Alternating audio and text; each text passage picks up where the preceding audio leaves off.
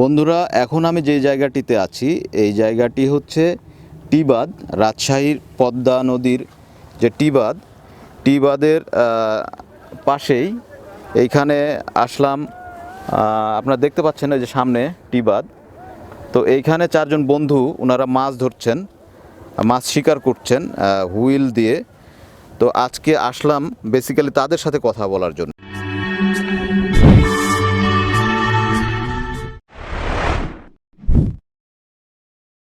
এখানে একজন ভাই, ওনাকে আমি জিজ্ঞেস করব, ভাই আপনার নাম? আমার নাম এমনি শাহ আলম ইসলাম রনি। শাহ আলম ইসলাম রনি।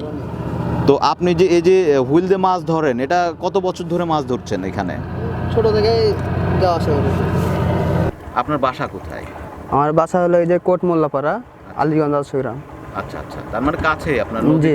নদীর পাশেই আপনার বাসা বলতে গেলে। জি। তো এই যে মাছ ধরেন আপনি ছোটবেলা থেকে, তা আপনার মানে অভিজ্ঞতা কেমন? এখানে মাছ কেমন পাওয়া যায় পদ্মা নদীতে? মাছ পাওয়া যায়, আপনার এখানে ভালো মাছ পাওয়া যায়, কিন্তু এখান থেকে অন্য অন্য জায়গায় তারও মাছ পাওয়া যায়, কিন্তু এখানে একটু মানে এই সময়টাতে একটু মানে মাছ পাওয়া যায় ভালো, এই জন্য ধরেন এখানে আসা। আচ্ছা আচ্ছা আচ্ছা, মোটামুটি পাওয়া যায়, জি। অনেক বেশি পাওয়া যায় না। কারণ না। আমি হচ্ছে যে বিভিন্ন সময় এসে দেখছি যে অনেকে বড়শি নিয়ে বসে থাকে, জিজ্ঞেস করলে বলে ভাই পাই না। মানে প্রতিদিন যে পাওয়া যায় এরকম না। না, প্রতিদিন পাওয়া যায় না, এখনো দেরি আছে, পাওয়া যাবে কিন্তু এখনো দেরি আছে। এখনো দেখা যাচ্ছে 15-20 দিন পর দেখা যাচ্ছে আপনার পানিটা একটু স্রোতটা, যে কারেন্ট আছে পানিতে, কারেন্টটা কমলে মাছটা হবে।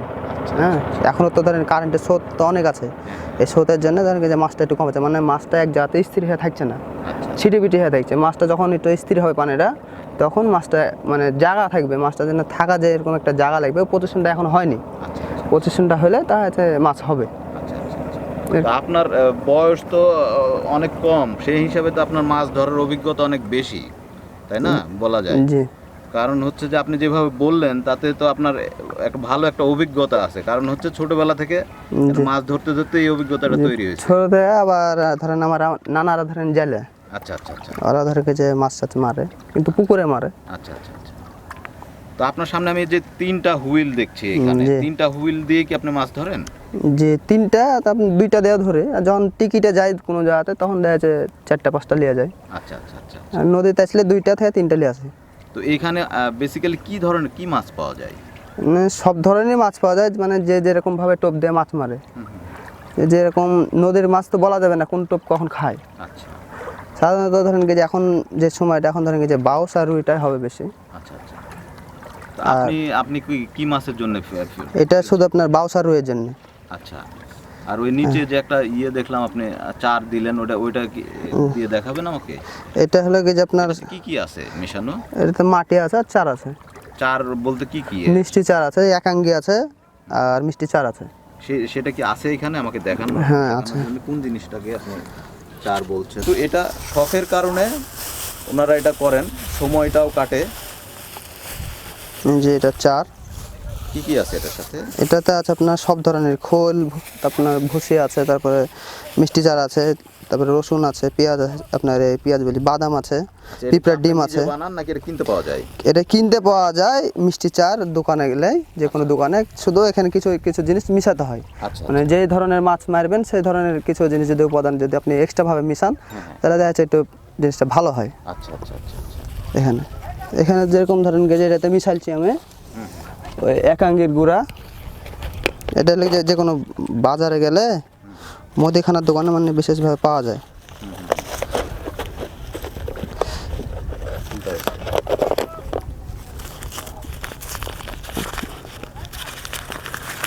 এটা 50 টাকার 100 টাকা নিলেই হয়ে যায়। যেগুলো হলো একাঙ্গির গুঁড়া। একাঙ্গির গুঁড়া বলে? জি। এগুলো একাঙ্গির গুঁড়া, এগুলো টোপে আবার চারেও মানে করা হয়, ব্যবহার করা হয়। আবার এখানে আছে ধরেন কি যে এক রকমের মাছ ধরার জন্য আছে, স্প্রেও আছে। মাছ ধরার জন্য স্প্রে, মাছের স্প্রে। জি। স্প্রেটা কেমন ভাই? জি। এটা? জি। স্প্রে কোথায় দেওয়া হয়? এটা ধরেন কি যে টোপের সাথে ব্যবহার করা হয়। আচ্ছা। এটা যখন হলে মানে পুকুরে যখন মাছ মারা হয় তখন মানে এটা বেশি। হ্যাঁ, জাপানে আর আপনার হলে যে মৃগেল মাছের জন্য। আচ্ছা, ওই মাছগুলাই এই সেন্টটা পছন্দ করে? হ্যাঁ, পছন্দ করে। আর এটা নতুন একটা ইনফরমেশন আমার কাছে মনে হলো। কারণ হচ্ছে যে ইন্ডিয়ান স্প্রে। ইন্ডিয়ান স্প্রে, জি এগুলো এখানে পাওয়া যায় তো সব? যে ইন্ডিয়ান নিয়ে করা আছে না, এখানে পাওয়া যায় না সেরকম, এটা আমি মানে আনাচ্ছি আনায় নিছেন ওই যে পাশে। চরের উপর থেকে দাঁড়িয়ে থেকে মানে লিয়ে আনালছিলাম। বন্ধুরা আরেকটি কথা আপনাদের বলে রাখি, এই যে বিশাল প্রমত্ত পদ্মা দেখা যাচ্ছে সামনে, ওই পাশে ইন্ডিয়ার অংশ, ওই পাশে বাংলাদেশেরও কিছু অংশ আছে, তবে এই পাশ দিয়ে ইন্ডিয়া যাওয়া যায় চাইলে। যাওয়া যায়। আচ্ছা ঠিক আছে, তো আপনি হচ্ছে এই চার দিয়ে এখন হচ্ছে এটা ফেলবেন তাই তো? জি চারগুলো। ফেলেন দেখি।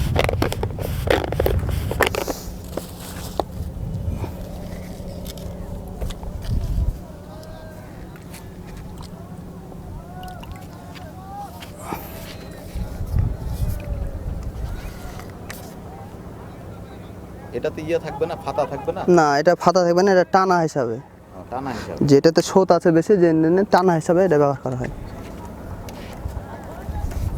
এটা কি দূরে ফেলতে হবে না কাছে?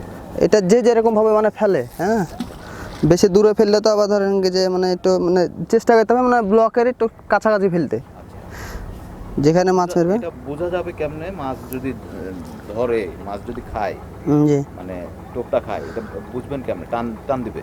যেভাবে মানে টান দিবে, এক একটা মাছে দেখা যাচ্ছে আপনার গোটা গিলে নিয়ে ধরেন টান দেয়, অথবা এক আধটা ধরেন কি যে মানে ঠোকায়, যেরকম ভাবে মানে ফাতাতে খায় সেরকম ভাবে ধরেন, হ্যাঁ সেরকম ভাবে ধরেন খায় ওখানে। তো এই মাথাটা যেটা আছে টানার মাথাটা ধরেন কি যে আস্তে আস্তে এইভাবে মানে ইয়ে খেলবে, এইভাবে যখন ঠোক দেবে তখন এইভাবে খেলবে। আচ্ছা আচ্ছা। তখনই ধরেন কি যে ওই অনুযায়ী ভাবে যেভাবে খ্যাচ মারা দরকার সেভাবে খ্যাচ মারতে হবে, তখন টানটা মারতে হবে, তাহলে আপনার হয়ে যায় পাওয়া যাবে। জি।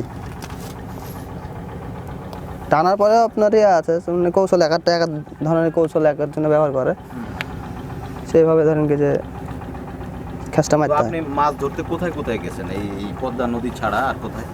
পদ্মা নদী এখান বাদে আপনার গত বুধবারে গেছিলাম আপনার হলে কি যে ফরাদপুর ফরেস্টে, হ্যাঁ হ্যাঁ। ফরাদপুর ফরেস্টে গেছিলাম। তার 2 দিন আগে গেছিলাম আপনার একবার বর্ডারে ফরেস্ট, মানে যে ফরেস্টটা করা আছে ওখানে সরকারি ফরেস্ট, মানে একটা হলো যে বনায়ন এলাকা, ওই বনায়নের একবার শেষ সীমানা, মানে বাংলাদেশের মানে শেষ সীমানা এটা বলে। টিকিটে মাছ? না টিকিটে না, ওটা নদীতে গেছিলাম। আচ্ছা। ওখানে মানে হ্যাঁ পেয়েছিলাম, ওখানে কিছু মাছ পেয়েছিলাম। ওখানে 5 দিন গেছিলাম, তার মধ্যে আপনার 4 দিনই মাছ পেয়েছি, একদিন পাইনি। একদিন ঘুরে এসেছিলাম, মানে একদিন ঘুরে এসেছে, তাও মানে জায়গাটা দেখতে গেছিলাম বিশেষ করে কেমন কি মাছ হবে কি হবে না। তার মানে এই মাছ ধরার জন্য আপনি বিভিন্ন জায়গায় যান ঘুরতে দেখতে? যাই তো রেকি ঘুরতে আগে যায় দেখে আসেন? আগে দেখে আসে আপনার, দেখা যাচ্ছে এক একটা হুইল হাতে করে নিয়ে আলাম, দেখা যাচ্ছে কিছু টোপলে আলাম, জানে বসে থেকে জানে দেখা আসা হয় আসলে কেমন কি হয়েছে না হয়েছে, জায়গাটা কেমন, মাছ ধরার প্রচেষ্টা আছে কি নাই, এই জন্য যা ধরেন দেখে আসতে হয় আগে। আচ্ছা ঠিক আছে রনি, অনেক ধন্যবাদ আপনাকে।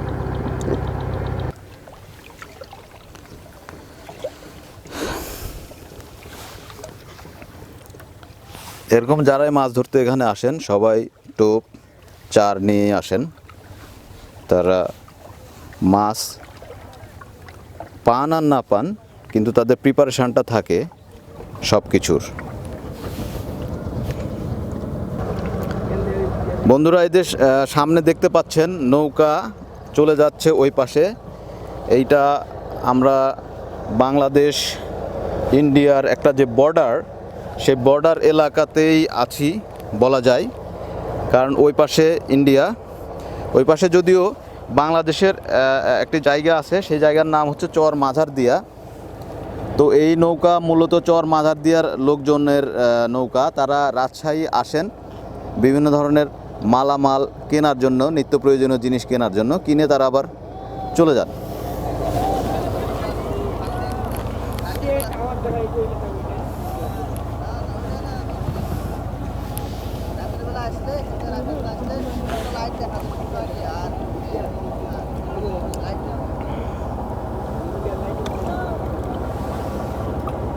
প্রমত্ত নদ পদ্মা, এই পদ্মার পানি এখন কমে যাবে, আস্তে আস্তে কমে যাবে। সামনে ওই যে দূরে দেখা যাচ্ছে ওখানে চর পড়েছে, এইগুলোও অনেক পানি শুকিয়ে যাবে, আস্তে আস্তে চর পড়ে যাবে, কিছু অল্প সংখ্যক পানি থাকবে। তো এই যে মাছ যারা শিকার করেন এই ভাইয়েরা, ওনারা সারা বছরই পদ্মা নদীতে আসেন। পদ্মা শুকিয়ে গেলেও আস্তে আস্তে যেখানে পানি থাকে সেখানে চলে যান। এটা নেশা তাদের এক ধরনের, মাছ শিকার করা। মাছ সেভাবে না পাওয়া গেলেও সময়টা কাটান, সময়টা এনজয় করেন এইখানে, এই জন্যই আসেন তারা। বন্ধুরা, আজ এ পর্যন্তই, ভিডিওটি এখানে শেষ করছি। টিবাদ এলাকা থেকে বিদায় নিচ্ছি আজকে। অন্য আরেক দিন হয়তো অন্য কিছু দেখাবো আপনাদের, পদ্মার পরিবর্তিত রূপ আপনাদের দেখাবো। দিনে দিনে পদ্মা যে শুকিয়ে যাবে, আস্তে আস্তে চর পড়ে যাবে, সেইগুলোও দেখাবো।